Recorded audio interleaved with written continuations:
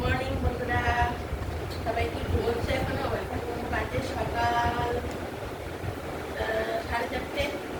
আসতে এখনো বাজেনি। আমার পাবদা মাছ ভাজা হয়ে গেছে, রান্না করছি। তোমাদেরকে দেখাবো। এই দেখো, পাবদা মাছগুলো ভাজা হয়ে গেছে। হ্যাঁ, আমি রান্না করবো গরমের মধ্যে পাবদা মাছে আলু জিরে গুঁড়ো দিয়ে আর ধনে পাতা দিয়ে পাবদা মাছের ঝোল রান্না করবো।